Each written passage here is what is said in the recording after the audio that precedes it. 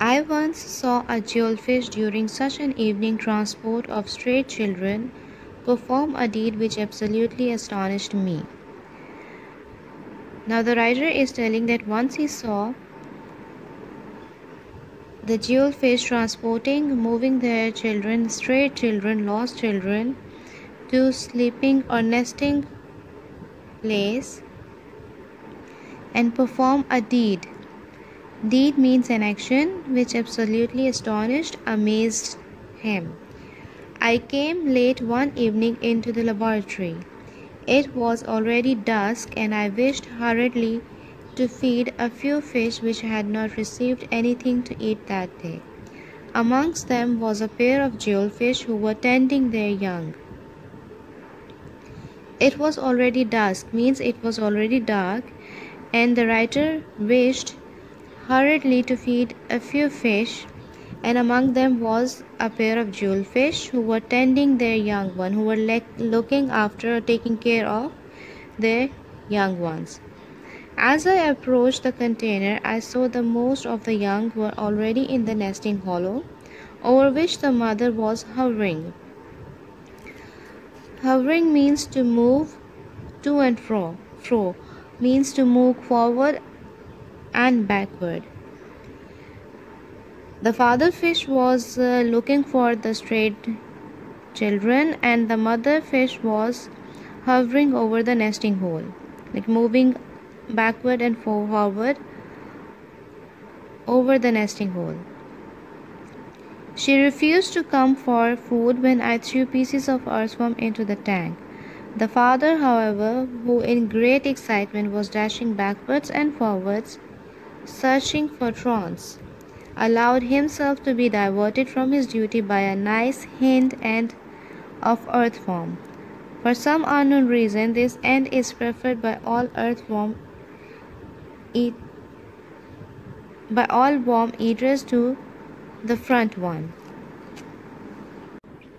Truant means someone who does not fulfill the duty.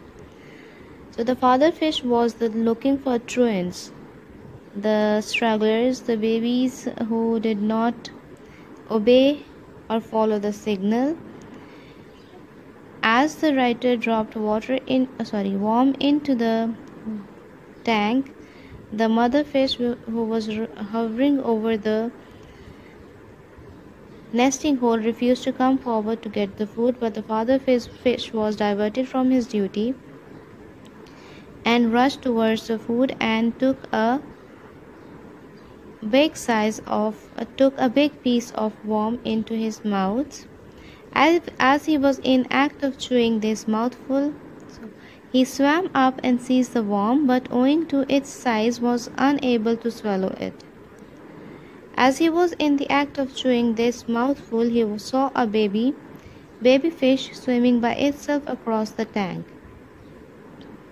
He started as the tongue raced after the baby and took it into his already filled mouth. It was a thrilling moment.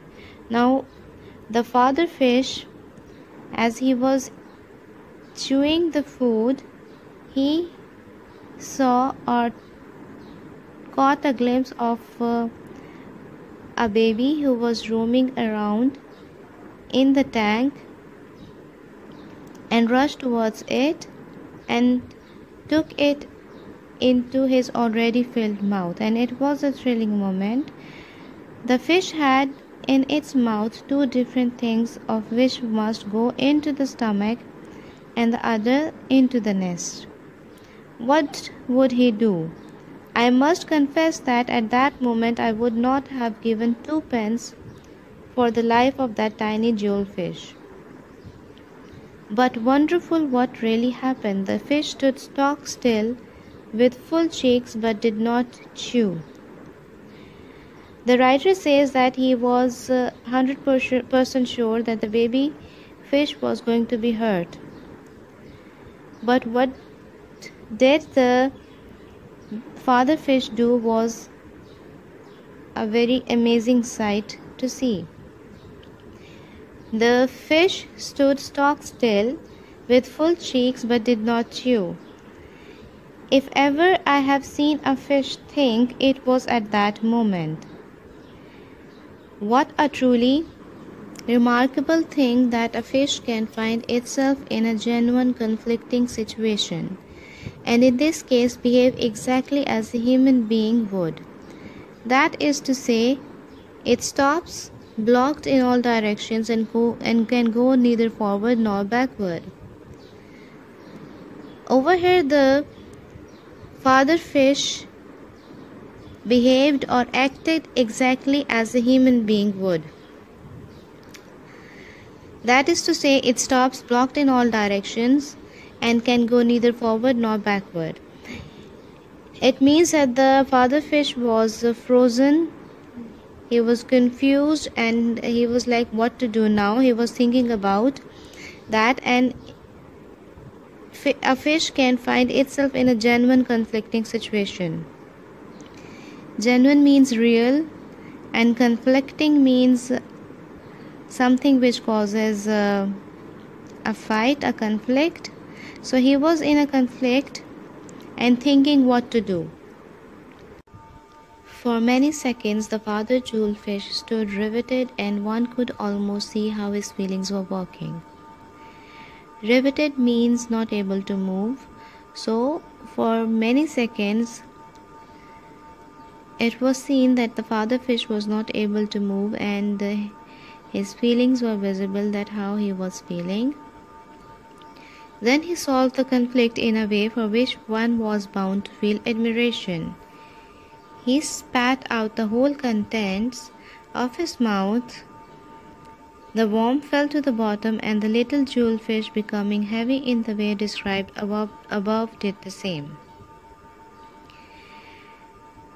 Then he solved the conflict in a way for which one was bound to feel admiration. The way he solved the conflict or the fight going on was bound to be admired. He spat out the whole contents. He spat out whatever he had in his mouth. The worm fell to the bottom, and the little jewelfish, becoming heavy in the way described above, as he threw the contents of his mouth, the worm fell to the bottom, and the baby jewelfish became heavy as it is described above. The reflex action elicited, and the baby became heavier. Then the father turned resolutely to the worm and ate it up, without haste, but all the time with one eye on the child, which obediently lay on the bottom beneath him. The father fish ate the food calmly without any haste, but he kept one eye on the child, which was obediently laying on the bottom beneath him. When he had finished, he inhaled the baby and carried it home to its mother. Some students who had witnessed the whole scene started as one man to applaud. The people who were there at the moment started applauding the act of the father fish.